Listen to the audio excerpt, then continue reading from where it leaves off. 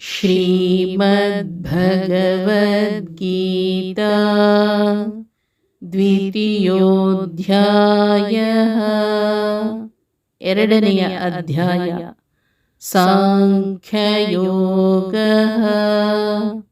ಸಾಂಖ್ಯಯೋಗ ಅಧ್ಯಾಯ 2 ಶ್ಲೋಕ 46 ಶ್ರೀ ಭಗವಾನ್ ಉವಾಚ ಯಾವಾನರ್ಥ ಉದಪಾನೇ ಸರ್ವತಃ ಸಂಪ್ಲುತೋದಕೇ ತಾವಾನ್ ಸರ್ವೇಷು ವೇದೇಷು ಬ್ರಾಹ್ಮಣಸ್ಯ ವಿಜಾನತಃ. ಶ್ರೀಕೃಷ್ಣ ಹೇಳಿದರು, ಎಲ್ಲ ಕಡೆಗಳಲ್ಲಿಯೂ ನೀರು ತುಂಬಿದ್ದರೆ ಸಣ್ಣ ಜಲಾಶಯಗಳಿಂದ ಎಷ್ಟು ಪ್ರಯೋಜನವೋ ತತ್ವವನ್ನು ತಿಳಿದುಕೊಂಡಿರುವ ಬ್ರಾಹ್ಮಣನಿಗೆ ಎಲ್ಲಾ ವೇದಗಳಿಂದ ಅಷ್ಟೇ ಪ್ರಯೋಜನವು.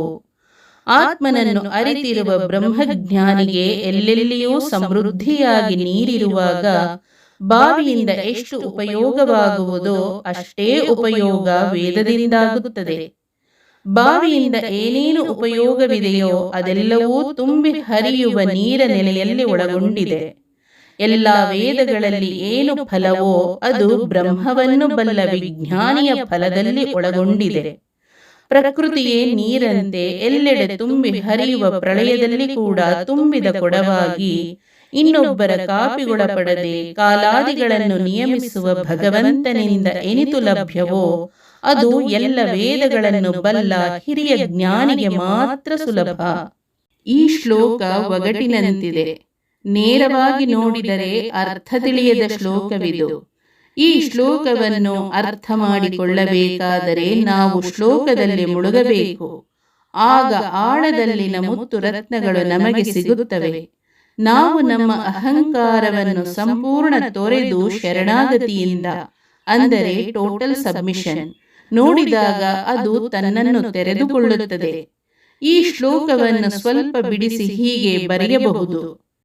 ಯಾವಾನ್ ಅರ್ಥ ಉದಪಾನೇ ಯಾವಾನ್ ಅರ್ಥ ಸರ್ವತಃ ಸಂಪ್ಲುತೋದಕೇ ತಾವಾನ್ ಸರ್ವೇಷು ವೇದೇಷು ತಾವಾನ್ ಬ್ರಾಹ್ಮಣಸ್ಯ ವಿಜಾನತಃ. ಒಂದು ಬಾವಿ ತೋಡಿ ಅದರಲ್ಲಿ ಬರುವ ನೀರಿನಿಂದ ಏನು ಪ್ರಯೋಜನವೋ ಆ ಎಲ್ಲ ಪ್ರಯೋಜನಗಳ ಜೊತೆಗೆ ಇನ್ನೂ ಅನೇಕಾನೇಕ ಪ್ರಯೋಜನಗಳನ್ನು ತುಂಬಿ ಹರಿಯುವ ನೀರಿನ ನೆಲೆ ಕೊಡಬಲ್ಲದು. ಕರ್ಮಕಾಂಡವನ್ನು ಮಾಡುವವನ ಸ್ಥಿತಿ ಮನೆಯಲ್ಲಿ ಕಷ್ಟಪಟ್ಟು ಬಾವಿ ತೋಡಿ ಅದರಿಂದ ನೀರು ಸೇದಿದಂತೆ, ಭಗವಂತನನ್ನು ಸಾಕ್ಷಾತ್ಕಾರಗೊಳಿಸಿಕೊಂಡವನ ಸ್ಥಿತಿ ತುಂಬಿ ಹರಿಯುವ ನೀರಿನ ನೆಲೆಯ ದಡದಲ್ಲಿದ್ದಂತೆ. ಅಪರೋಕ್ಷ ಜ್ಞಾನಿ ಎಲ್ಲವುದರಲ್ಲೂ ಭಗವಂತನನ್ನು ಕಾಣುತ್ತಾನೆ.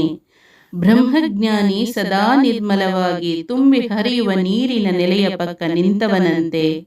ಇಡೀ ವೇದವನ್ನು ಓದಿ ಕರ್ಮದಲ್ಲೇ ಕುಳಿತವನು ಬೆವರು ಸುರಿಸಿ ಬಾವಿಯಿಂದ ನೀರು ಸೇದುವವನಂತೆ. ಈ ಶ್ಲೋಕದಲ್ಲಿ ಬ್ರಾಹ್ಮಣ ಎನ್ನುವ ಪದ ಬಂದಿದೆ. ಇದನ್ನು ಜಾತಿ ಎಂದು ಪರಿಗಣಿಸಿದರೆ ಈ ಶ್ಲೋಕದ ನಿಜ ಸಂದೇಶ ತಿಳಿಯುವುದಿಲ್ಲ. ವೇದ ಗ್ರಂಥಗಳಲ್ಲಿ ಎಲ್ಲೂ ಜಾತಿಯ ಬಗ್ಗೆ ಪ್ರಸ್ತಾಪವಿಲ್ಲ. ಬ್ರಾಹ್ಮಣ ಅಂದರೆ ಬ್ರಹ್ಮ ಅಣತೀತಿ, ಅಂದರೆ ಬ್ರಹ್ಮ ತತ್ವವನ್ನು ಅರ್ಥ ಮಾಡಿಕೊಂಡವ ಎಂದರ್ಥ. ಬ್ರಹ್ಮ ಎಂದರೆ ಎಲ್ಲಕ್ಕಿಂತ ದೊಡ್ಡದಾದದ್ದು. ಎಲ್ಲಕ್ಕಿಂತ ದೊಡ್ಡದು ವೇದ ಮತ್ತು ವೇದ ವೇದ್ಯನಾದ ಭಗವಂತ. ಆದ್ದರಿಂದ ವೇದವನ್ನು ಅರಿತವನು, ವೇದ ವೇದ್ಯ ಭಗವಂತನನ್ನು ಸಾಕ್ಷಾತ್ಕರಿಸಿಕೊಂಡವನು ಬ್ರಾಹ್ಮಣ. ಬ್ರಹ್ಮನನ್ನು ಅಪರೋಕ್ಷವಾಗಿ ತಿಳಿದ ಜ್ಞಾನಿಗೆ ತುಂಬಿ ಹರಿವ ನೀರನ ಫಲವಾದರೆ ಕರ್ಮಕನಿಗೆ ಬಾವಿಯ ಫಲ.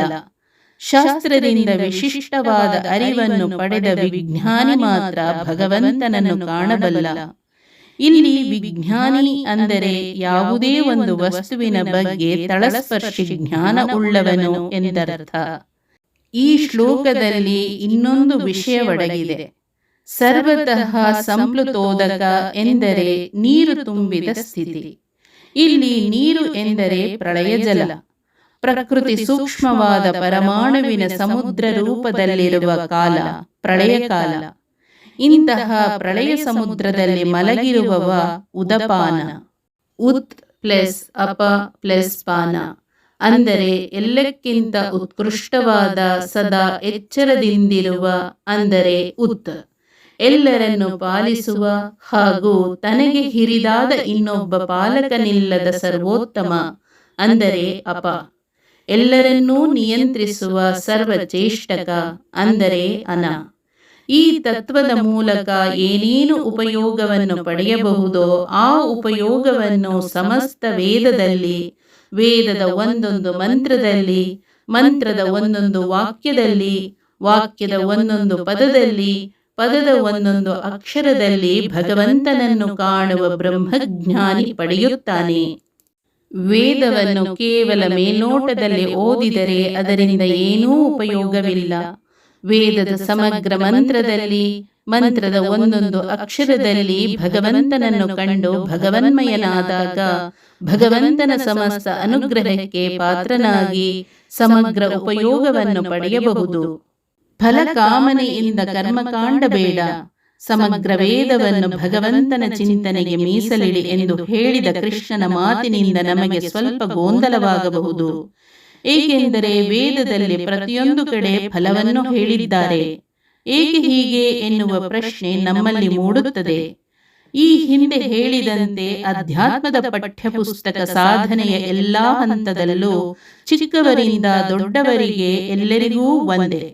ಇನ್ನು ಆರಂಭದ ಹಂತದಲ್ಲಿರುವವರಿಗೆ ಏನನ್ನೂ ಬಯಸದೆ ನಿರ್ಲಿಪ್ತರಾಗಿ ಅನುಸರಿಸಿ ಎಂದು ಹೇಳಿದರೆ ಅವರಿಗೆ ವೇದಾಂತದ ಬಗ್ಗೆ ಆಸಕ್ತಿಯೇ ಬಾರದಿರಬಹುದು. ಅದಕ್ಕಾಗಿ ಮಕ್ಕಳಿಗೆ ಬೆಲ್ಲ ಕೊಟ್ಟು ಔಷಧ ಕುಡಿಸಿದಂತೆ ವೇದಗಳಲ್ಲಿ ಫಲವನ್ನು ಹೇಳಿದ್ದಾರೆ. ಇದು ವೇದಾಭ್ಯಾಸದ ಆರಂಭದ ಹಂತದಲ್ಲಿ ಉಪಯುಕ್ತ. ಕರ್ಮ ಮಾಡುವಾಗ ನಮ್ಮ ಮನಸ್ಥಿತಿ ಹೇಗಿರಬೇಕು ಎನ್ನುವುದನ್ನು ಮುಂದಿನ ಶ್ಲೋಕದಲ್ಲಿ ಕೃಷ್ಣ ವಿವರವಾಗಿ ಹೇಳಿದ್ದಾರೆ. ಹರೇ ಓಂ. ಶ್ರೀಕೃಷ್ಣಾರ್ಪಣಮಸ್ತು.